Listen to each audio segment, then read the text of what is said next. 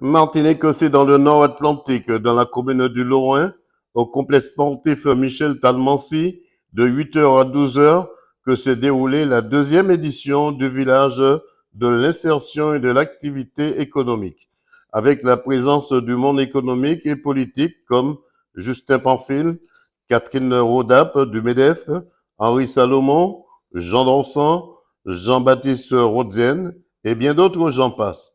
Tout cela sous la houlette du directeur Jean-Michel Loutobi et ses stands de job dating. Écoutons quelques réactions. Collectivité, vous pouvez le faire sans ambiguïté. Mais n'oubliez jamais, et le président Salomon d'une certaine manière le disait à l'instant, n'oubliez jamais la voie de la création d'entreprises. Les entreprises sont des acteurs tout à fait nécessaires, tout à fait indispensables à la vie d'un territoire. Et les entreprises, il y en a de toute taille. Il y a des entreprises, on appelle ça les très petites entreprises, où il n'y a que le dirigeant. Entreprises où il y a 5-6 salariés, de bien plus grandes entreprises. Et pour vous faire toucher du doigt cette réalité, cette façon de rentrer dans la vie active, je vous dirais de manière certaine que je crois que chacun d'entre nous, alors bien évidemment, nous bénéficions, je le disais à l'instant, des moyens d'une collectivité, mais je crois que chacun d'entre nous a probablement eu affaire, aujourd'hui, ce matin, a déjà eu affaire à une entreprise. Henri Salomon, président de la Chambre de métier et de l'artisanat. Oui, notre mission, c'est l'avenir de la Martinique, bâtir la Martinique d'aujourd'hui et de demain. Et bien sûr, ça passe par notre jeunesse, puisque, j'allais dire, c'est notre principale richesse. Et pour nous, il est très important d'être dans la proximité, de venir échanger, leur donner des informations, les encourager aussi, leur dire que c'est possible avec des témoignages de chefs d'entreprise ou de salariés qui ont mené leur carrière professionnelle sur le territoire. C'est tous ces messages que nous venons donc adresser à nos jeunes dans le Nord. Demain matin, ces jeunes avec les chefs d'entreprise, si demain matin, ils ne sont pas acceptés dans telle et telle entreprise, quel recours ils ont? Alors, comme je leur ai dit, si ça ne marche pas, recommencer. C'est ce qui fait la différence sur ceux qui réussissent et qui s'en sortent, c'est qu'on recommence. Je connais aucun chef d'entreprise pour qui ça a été, j'allais dire, le tapis rouge du début jusqu'à la fin. En fait, la vie, de façon générale, est semée de difficultés, mais on doit s'armer pour affronter ces difficultés et surtout garder sa ténacité, sa volonté, sa détermination. C'est les messages que l'on fait passer. Et pour tous ceux qui veulent changer de parcours, qui veulent changer de métier et se tourner vers l'artisanat, nous sommes là pour les conseiller, pour les accompagner, pour qu'ils fassent le bon choix dès le début. Des choix aussi sur la formation, puisque être artisan, c'est avoir des compétences. Là aussi, on peut les former dans notre centre d'apprentissage CMA Formation à des métiers de l'artisanat en alternance, c'est-à-dire pour un jeune, non seulement il va avoir un diplôme, il va apprendre un métier et en plus il sera payé. Donc c'est vraiment gagnant sur les 3 points. On sait c'est votre bataille, puisqu'on dit seules les batailles qui ne sont pas menées sont perdues d'avance. Et vous ne baissez jamais les bras, si ce n'est pour tous ces moments, je crois.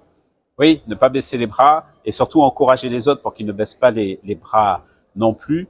Travailler ensemble, ça a été un message à la jeunesse. Sachez travailler en réseau.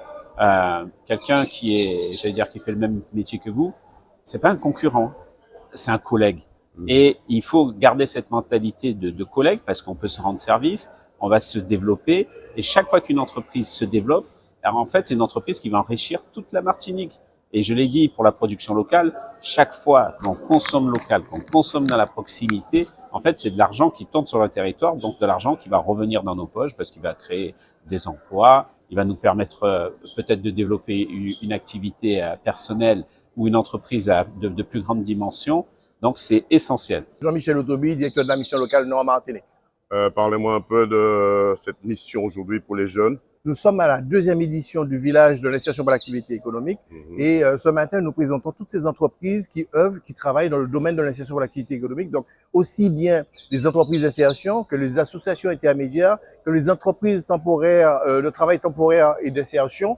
Et toutes ces entreprises-là, tous ces partenaires-là, en tout cas, sont venus présenter aux jeunes leur action et surtout leurs domaines d'activité, parce que sur un chantier d'insertion, on peut être aussi bien sur la restauration de patrimoine que sur de la réparation automobile. Donc aujourd'hui, il y a des chantiers innovants et l'État permet aux porteurs de projets qui ont des projets qui n'entrent pas trop en concurrence avec le système classique, de bénéficier du statut et des avantages liés à l'insertion par l'activité économique. Donc, il y a de l'aide au poste, il y a tout un ensemble de choses qui sont prévues par la loi pour permettre à ces entreprises de se développer et d'apporter des réponses claires sur le terrain. Et puis, nous avons un deuxième temps fort, c'est le job training avec des jeunes qui vont passer devant des chefs d'entreprise aujourd'hui qui ont déjà mis en place des chantiers d'insertion et qui ont du mal à boucler leur recrutement. Est-ce qu'on n'est pas en train de préparer des chômeurs de longue durée de demain, Jean-Michel Letobi? Alors, justement, dans le cadre de l'IAE, on travaille justement avec les chômeurs de longue durée parce qu'en fait, c'est prévu. L'IAE, les avantages liés à l'insertion pour l'activité économique, ces avantages-là sont prioritairement pour les jeunes qui sont chômeurs de longue durée. Donc, l'idée, c'est d'aller récupérer tous ces jeunes qui ont des difficultés, qui ont du mal à intégrer l'emploi, de les préparer, de travailler avec eux sur les chantiers d'insertion. Et puis après, comme ça a été dit tout à l'heure, ces jeunes, comme Alexandre Wolff l'a précisé, les jeunes qui passent par les chantiers d'insertion, ils n'ont pas vocation à rester sur un chantier d'insertion. Après, le tremplin, c'est d'aller vers l'entreprise classique et pour de l'insertion durable. Donc, il y a un vrai travail, un vrai maillage de territoire pour que nos jeunes puissent trouver des solutions en fonction de toutes ces propositions qui sont sur le terrain. Et le chantier d'insertion est là pour remobiliser les gens, leur donner envie, recréer du lien social, mais surtout aider les gens à se réveiller le matin et à avoir un rythme de travail. Et ça, c'est très important pour nous. Tu veux faire quoi là aujourd'hui? Pourquoi tu es dans le salon? Non. Comment? Pourquoi tu es dans le salon? Tu es dans le salon pourquoi? Être embauché. Embauché. D'accord. Je reviens vers toi tout à l'heure. Toi, qu'est-ce que tu veux faire? Parlez là, comment tu vas parler? Je vais attendre. Mécanique auto. Je reviens vers toi. Toi, qu'est-ce que tu veux faire?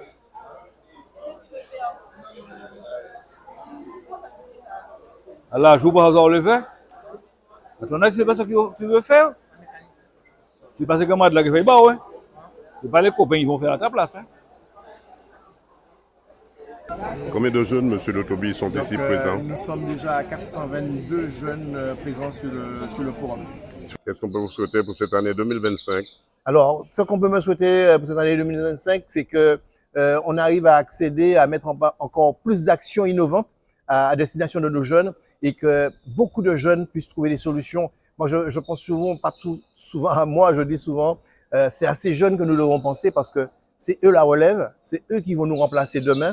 Et si nous ne faisons rien parce qu'on se bouche les yeux, qu'on n'a pas envie de voir, on n'a pas envie de les voir, et puis on pense que tous ils sont mauvais, eh ben, on n'aura rien réussi parce que nous allons souffrir de cela. On le voit déjà sur beaucoup de territoires.